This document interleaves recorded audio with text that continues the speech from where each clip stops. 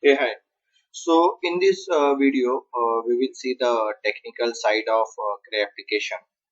So, our Cray application is developed in MVC.NET Core application, which is one of the latest technology, and our database is Microsoft MS SQL. So, the architecture is very simple, like it's a MVC itself is one of the architecture.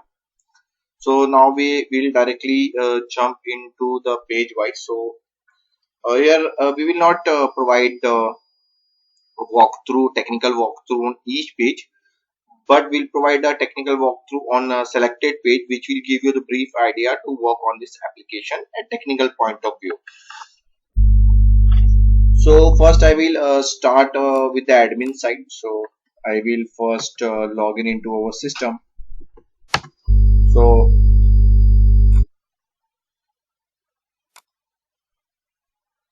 So once we are logging into the system, we can see the dashboard page and we can see a certain card is appearing here with some value.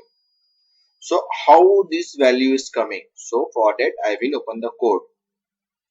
So these codes are in the Git repository. So I have already shared a code with you. So before I jump into the code, first I will show you the folder structure. So Galaxy CMS is our application name. So the time which we start this project at that time, like the project name was not yet finalized. So I have given the name a Galaxy, and CM is nothing but a content management system. So where here we are managing the content. So that's the reason I have given the name as a project Galaxy CMS. There is no relation with any of the term Galaxy company. Then we have some default folder structures like www root. So whatever we have a static page in our site. So all information or all the files will be available here, like the site CSS, images, JavaScript, and all. Then the common part is the common in common folder we are keeping some logic which we want to use across multiple pages or multiple times. So all that logics are at a common place. So we have put under the common folder. Then we have the controller folder. So under controller, we have a admin, we have a API, and we have a certain files which is directly in the root controller folder. Which so what is that controller? I will explain you. Then we have the model. So this is nothing but entity files created from the database system. So here we can see all the table name. Then we have the views. So these are the views which we have created, and here we have some authentication mechanism model. Then we have the views. So in views, view is nothing but HTML page which we are seeing either on the admin side or at the backend. So view contains all the HTML file. Then we have something app setting. So these files contains all the settings informations, and then we have some startup which is an entry point of the MVC.NET Core application.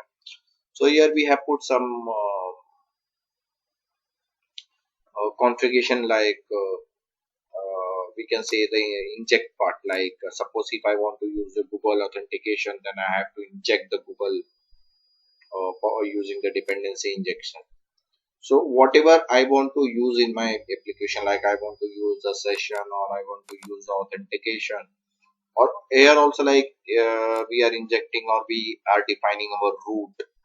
So how the root is will be defined. So what how exactly this is working, that also I will demonstrate. Then this is nothing but a web config file. So we are not using this is much, only like we are just if we are hosting this application in the IIS server, and then at that time only we require.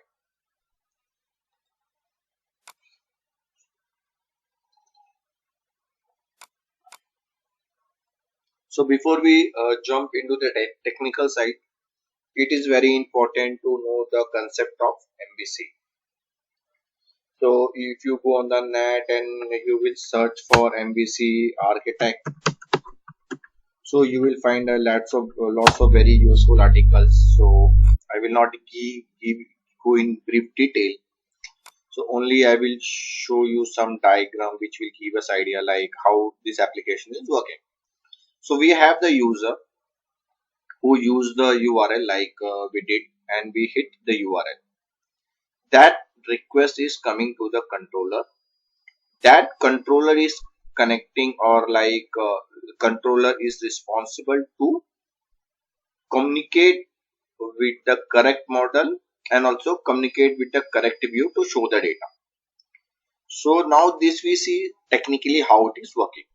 So I will take the very small example of dashboard page. So here we can see this is our URL, then admin, then dashboard. So admin is the controller and dashboard is one of the method of the controller.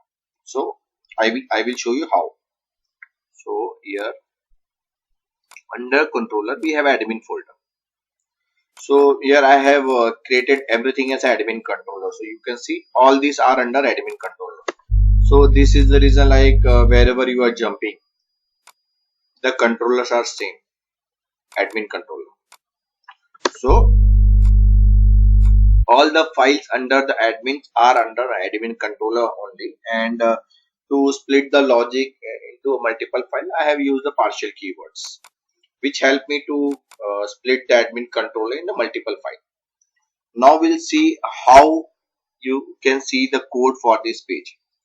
So here we have the URL, here we have the controller, and here we have the method dashboard. So you can go into any of the admin controller. If you don't know the name, here dashboard is there where you can directly read. But let's say example, you select any of the admin controller. Now here you have here we can see all the methods under controller. So search for the dashboard. Here you can see. So the dashboard, where whichever file was containing that dashboard method appear or open here. So you can see admin dashboard.cs. So this is nothing but the same file. But in case if you are unable to find the file, or if you're facing the problem, then you can use this method selector. So dashboard is there. The first two line of code you will find in every application. The first part is checking whether the user is logged in or not. So for that, app session is the common class which I have created, and under that we have a get session. So here I am passing the current context and checking whether that sessions is containing something or not. If it is not containing, then I am returning the user to the login. So here we have a app section constant where we have registered all our pages, and then controller. So I am logging. I am like, suppose if the session is empty, then I am redirecting the user to the login page. So this you will find at every admin code. Next part we have is the role based check. So here I am checking the permission of the logged in user. So RBA is again a common class created for the same, where I am passing the current context. Then I am passing the page code. So every page is having the code, and then I am passing the right. And if it is not having the rights, then user will redirect to the unauthorized page. So if you click on the access code, you will able to see all the constants which we have decided. So these are the page codes are there which we have defined in the database. I will show you in the database also. So for that I will open the database first.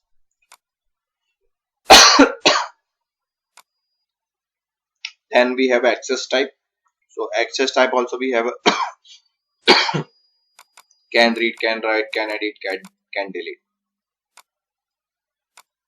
So there is a method under RBA has permission. We check whether you have a permission or not. So here we are loading the user context, then we are loading the modules, and then we are checking whether you have the permission or not. So the first two part checking whether you are the first part checking whether you are logged in or not.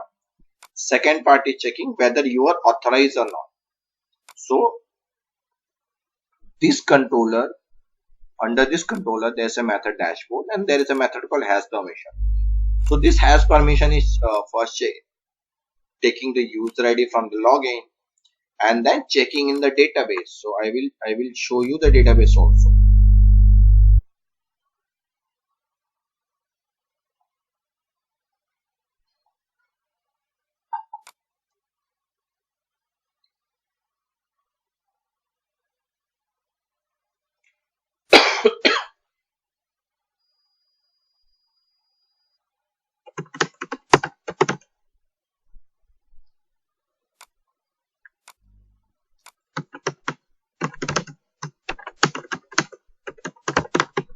So we have a modules table where we stores all the page code. So here you can see like access code. So this name should match with this name.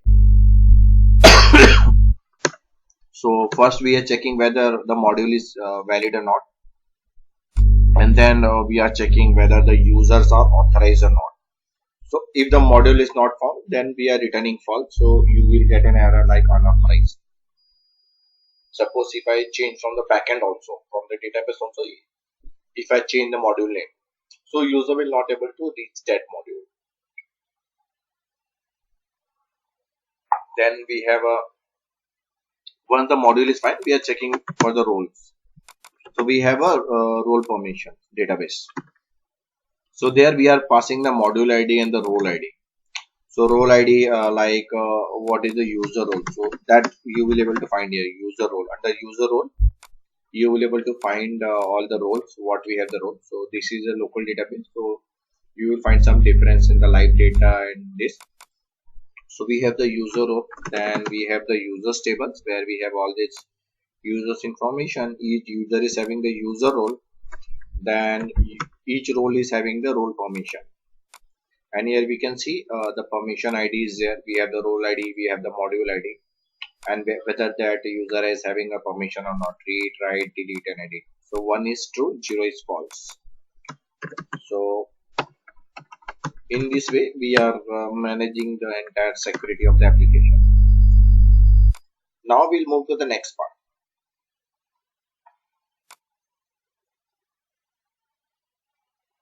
So on the dashboard, we can see some numbers are there.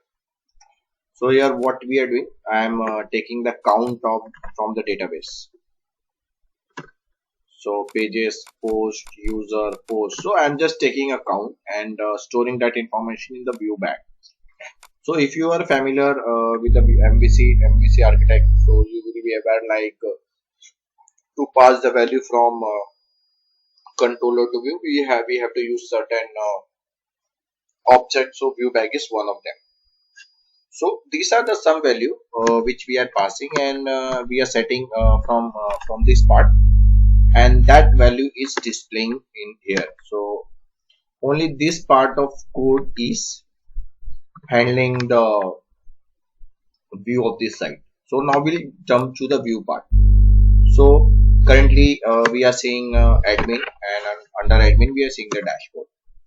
Now I will go under view, then admin, then under admin we have a dashboard. So there will be a dashboard.cs HTML.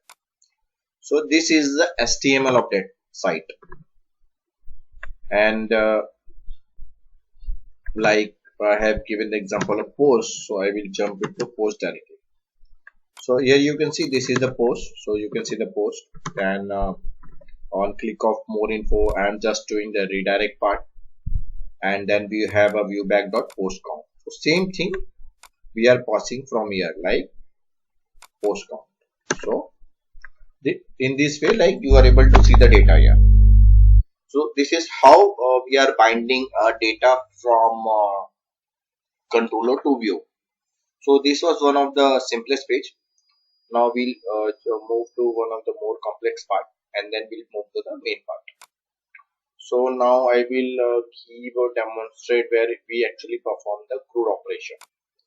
So I will take the example of deals category. So under we have admin,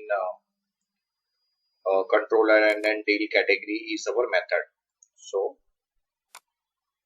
I will go to any of the admin controller. I will search for the deal category, and under deal category I can see, yeah, this is the deal category method. So this piece of code is responsible to send the data on this page. And again, the first two line is like we are checking whether user is having a permission or not, and then we are sending the deals category information. So what this information contain? So you can see I am sending some database or information from the database.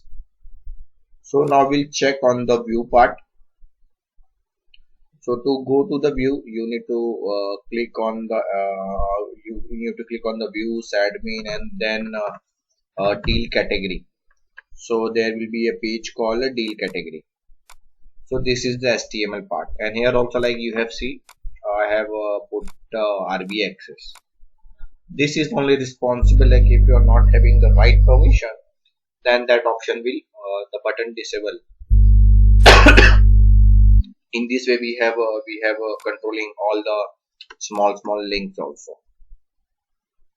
So here you can see this is the table structure. So here is the grid, and this is how we are binding the data. So this is the simplest way, like we are passing the data and then we are showing it. Now we have the pop-up, like when I click on add new, the pop-up is appearing. So under on click of add new, I am opening the pop-up. So this is the add new deal category, and there will be a pop-up code here.